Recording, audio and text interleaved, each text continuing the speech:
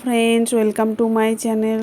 তো আজ একটা সম্পূর্ণ নতুন পদ্ধতিতে একদম ইউনিক বরবটির রেসিপি নিয়ে চলে এলাম আপনাদের জন্য।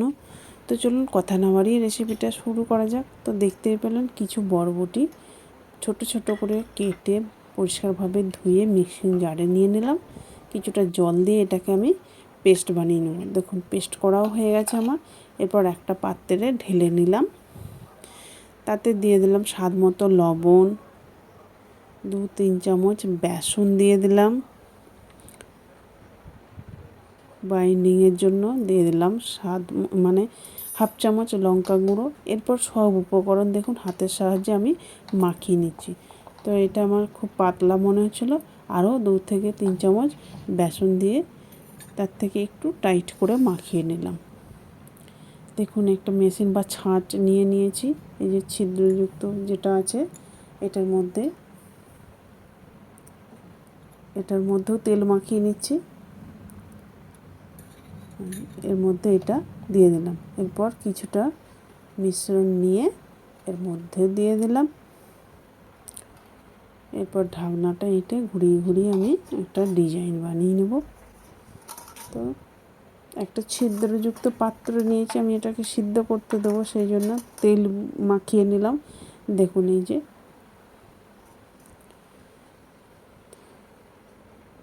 তো যেখান থেকে বসে আমার ভিডিওটা দেখছেন একটা লাইক দিয়ে প্রথম থেকে শেষ পর্যন্ত দেখার অনুরোধ রইল। তা নাহলে বুঝতেই পারবেন না আমি এই রেসিপিটা কিভাবে বানালাম। তো খুব সহজ ও সিম্পল রেসিপি, যে কেউই বানাতে পারবে।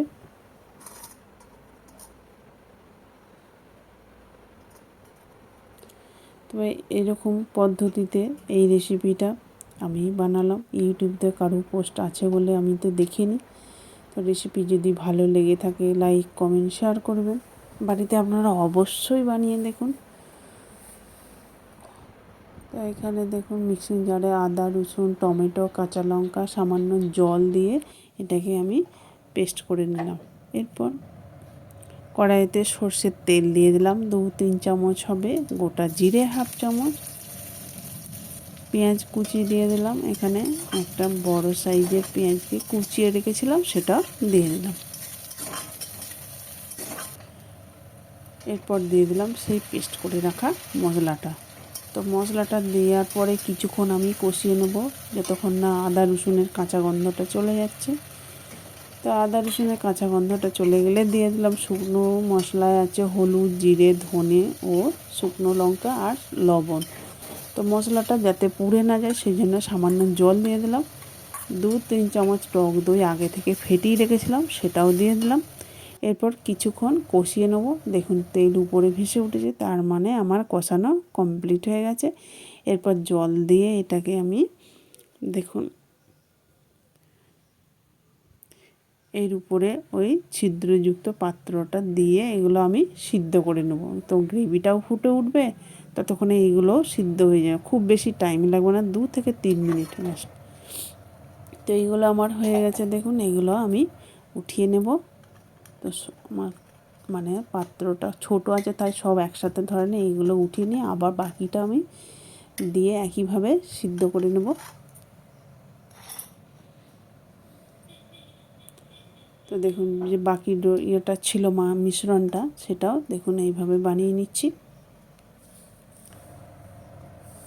আবার ঢাকা দিয়ে 2-3 মিনিট রেখে দিলেই হয়ে যাবে। তো দেখুন কালারটা পরিবর্তন হয়ে গেছে, সিদ্ধ হয়ে যায়। এরপর এইগুলোকেও আমি তুলে নিলাম। এরপরে গ্রেভির মধ্যে আমি এগুলো সব দিয়ে দেবো।